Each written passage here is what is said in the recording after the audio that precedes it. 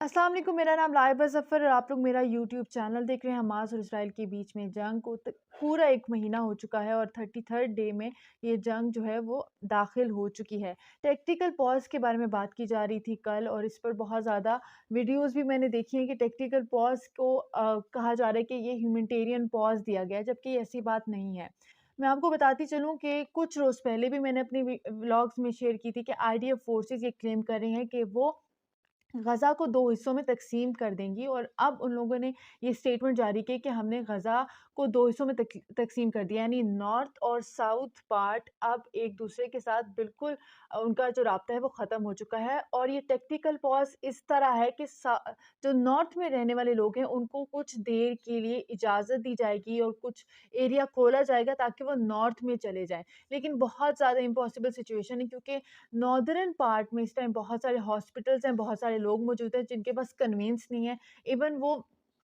ज़ख्मियों को भी गधा गाड़ी में लेकर जा रहे हैं हॉस्पिटल्स के अंदर, वहाँ पे एम्बुलेंस की भी सिचुएशन नहीं है, तो बहुत ज़्यादा मुश्किल है। ये टैक्टिकल पॉज़ असल में इसलिए दिया गया है ताकि लोग चले जाएँ। लेकिन आप लोगों को मैं बताती चलूँ कि ये चौथा और 5वां विज़िट था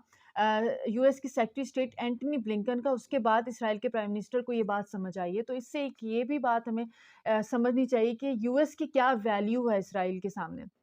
क्योंकि इसराइल को प्रेसिडेंट जो बाइडेन काफ़ी टाइम से कह रहा था कि ह्यूमैनिटेरियन पॉज़ करो, लेकिन इसराइल को ये बात समझ नहीं आ रही थी। और जो बाइडेन को लग रहा था जब ये 7 अक्टूबर के बाद से ये वॉर स्टार्ट हुई कि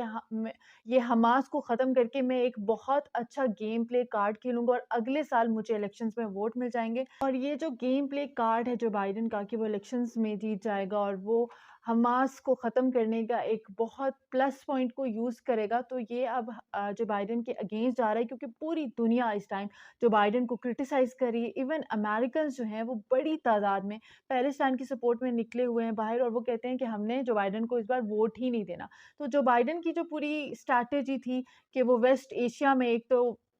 सऊदी अरब के साथ इसराइल के ताल्लुकात को बहुत अच्छे से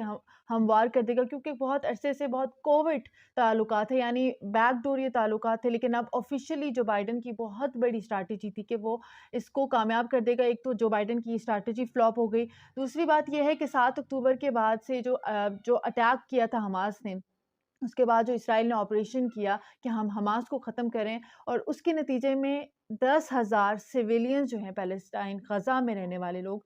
वो शहीद हो चुके हैं। तो अब ये जो सारी सिचुएशन है वो जो बाइडेन के अगेंस्ट चली गई है। इसीलिए जो बाइडेन ने ये कोशिशें स्टार्ट कर दी थी कि ह्यूमैनिटेरियन पॉज़ किया जाए और इसराइल को ये बात समझ नहीं आ रही थी, लेकिन अब जाके इसराइल को समझ आ गई है और वो भी टैक्टिकल पॉज़ किया है कि कुछ मकामात पर बॉम्बिंग को रोका जाएगा क्योंकि वहाँ पर अमेरिकन शहरी वहाँ पर मौजूद है और उनको इवैक्यूएट किया जाएगा। और इसके अलावा जो मैंने आपको बताया कि गज़ा को 2 हिस्सों में तक़सीम कर दिया गया है, नॉर्थ और साउथ में, और नॉर्थ में रहने वाले लोगों को कहा गया है कि वो साउथ पार्ट में चले जाएँ। अब मैं आपको बताती चलूँ कि ये गज़ा स्ट्रिप के अंदर नॉर्थ पार्ट से ग्राउंड इन्वेजन असल में इसराइल ने क्यों स्टार्ट किया है? यहाँ पर एक बहुत ज़्यादा सोचने की बात है कि जब आप लोग कोई वीडियोज़ देखते हैं, इस टाइम जो गज़ा में मौजूद हैं लोगों के हालात हैं, वहाँ पर आपको बिल्डिंग्स नज़र आती हैं, कुछ बहुत सारी रेज़िडेंशियल बिल्डिंग्स तो गज़ा में बॉम्ब के ज़रिए तबाह कर दी गई, लेकिन काफ़ी अरसे से इसराइल गज़ा स्ट्रिप में नॉर्दर्न पार्ट को ऑक्यूपाई करना चाहता था क्योंकि नॉर्दर्न पार्ट बहुत ज़्यादा वेल एस्टैब्लिश्ड है as compared to southern Gaza strip. तो इसीलिए सबसे पहले उसने यही सोचा कि नॉर्दर्न पार्ट पे क्यों ना कब्ज़ा किया जाए और ये भी कह दिया कि सबसे ज़्यादा होस्टेजेस जो इस टाइम हमास के पास मौजूद हैं, वो नॉर्दर्न पार्ट में मौजूद हैं। तो ये एक स्ट्रैटेजी है जो इस टाइम इसराइल की कामयाब होती हुई नज़र आ रही है और आई होप कि कामयाब ना हो और ह्यूमैनिटेरियन ग्राउंड्स पे सीज़फायर हो जाए। दूसरी बड़ी डेवलपमेंट ये है कि मुस्लिम नेशंस के बारे में कहा जा रहा था कि 1 महीना हो गया है और मुस्लिम नेशंस कहाँ पर हैं। तो अब मुस्लिम नेशंस जो हैं वो थोड़ी एक्टिव होते हुए नज़र आ रही है और जब मुस्लिम नेशंस की बात की जाती है तो सबसे अहम नाम जो है वो सऊदी अरब का आता है, उसके बाद ईरान का आता है क्योंकि ईरान और सऊदी अरब एक-दूसरे के बहुत बड़े राइवल्स हैं और उनकी आपस में बहुत बड़ी दुश्मनी है। और एक तरह से देखा जाए तो ईरान के गोल्स पूरे हो रहे हैं और ईरान के गोल क्या था कि वो इसराइल और सऊदी अरब की दोस्ती होते हुए नहीं देख सकता था क्योंकि इसराइल भी ईरान का सबसे बड़ा दुश्मन है। ऑब्वियसली नॉन मुस्लिम कंट्री है तो इसराइल कभी भी नहीं ईरान कभी भी नहीं चाहेगा कि इसराइल के साथ उसके अच्छे ताल्लुकात हों और इसके अलावा इसराइल भी ईरान को सबसे बड़ा दुश्मन समझता है। और ये हिस्ट्री में पहली दफ़ा होगा कि कोई ईरान के प्रेसिडेंट के प्राइम मिनिस्टर सऊदी अरब में जाएँगे। अलबत्ता 1979 के बाद तो पहली दफ़ा होगा, क्योंकि 1979 में जब ईरान में रेवोल्यूशन आया था तो उस टाइम से सऊदी अरब और ईरान के बीच में राइवलरी स्टार्ट हो गई थी। क्योंकि राइवलरी की बहुत सारी वजूहात हैं और एक बहुत बड़ी वजह जो है वो यूएस भी है, क्योंकि 1960s के बाद अगर देखा जाए तो टू पिलर पॉलिसी थी यूएस की वेस्ट एशिया के अंदर। टू पिलर्स पॉलिसी क्या है? एक तरफ सऊदी अरेबिया और एक तरफ ईरान। सऊदी अरब के साथ यूएस के बहुत अच्छे ताल्लुकात रहे ताकि वेस्ट एशिया में यूएस के इंटरेस्ट जो हैं वो पूरे हो सकें, और इसके नतीजे में यूएस ने ऑयल खरीदा और इसके अलावा यूएस ने सऊदी अरब को बहुत ज़्यादा वेपन्स दिए थे। लेकिन जब से जो बाइडेन प्रेसिडेंट बने यूएस के, तो उनकी यूएस की इवैक्यूएटेड वेस्ट एशिया पॉलिसी बन गई थी और वेस्ट एशिया से काफ़ी हद तक यूएस जो है वो बाहर निकल गया था। लेकिन एक स्ट्रैटेजी जो थी जो बाइडेन की, वो परमानेंट रही थी, वो कांस्टेंट रही थी, और वो थी इसराइल और सऊदी अरब के साथ ताल्लुकात, जो कि ईरान को बिल्कुल भी नहीं पसंद थे। और पिछली कई वीडियोज़ में मैंने आपको बताया था कि ईरान के गोल्स किस तरह पूरे हुए हैं, क्योंकि हमास और हिज़्बुल्लाह और इसके अलावा यमन में मौजूद जो प्रॉक्सी होती, उन तीनों प्रॉक्सीज़ को ईरान जो है वो सपोर्ट करता है वेपन्स के ज़रिए और इसके अलावा एड के ज़रिए। और ये जो अटैक किया है वो हमास ने अटैक किया था स्टार्ट में, और इसी तरह ईरान ने अपने गोल जो हैं वो पूरे किए हैं ताकि सऊदी अरेबिया और इसराइल के बीच में जो रिलेशंस हैं वो कामयाब ना हो सके। ओआईसी की मीटिंग संडे को बहुत ज़्यादा इंपॉर्टेंट होगी। वो इस तरह की एक यूनानिमस स्टेटमेंट दी जाएगी मुस्लिम कम्युनिटी की जानिब से कि सीज़ फायर किया जाए, ह्यूमैनिटेरियन ग्राउंड्स में जो एड है वो मुकम्मल तौर पर भेजी जाए, क्योंकि कहा जा रहा है कि अगर 20 ट्रक्स जा रहे हैं तो गज़ा के अंदर सिर्फ 2 या 3 जाते हैं। तो ये भी एक बहुत बड़ा मसला है कि वहाँ पर एड नहीं है, लोगों को खाने का बहुत ज़्यादा प्रॉब्लम्स है, मेडिसिन्स की बहुत ज़्यादा प्रॉब्लम्स है, हॉस्पिटल्स में जो सूरत हाल है वो आप लोग के सामने है कि सोशल मीडिया पर जो हम सिचुएशंस देख रहे हैं, तो बहुत बुरी कंडीशंस है। एक तरफ सीज़ फायर किया जाए और दूसरी तरफ ह्यूमैनिटेरियन एड्स को दिया जाए गज़ा स्ट्रिप के अंदर। तो ये अगर दोनों चीज़ें हो जाती हैं तो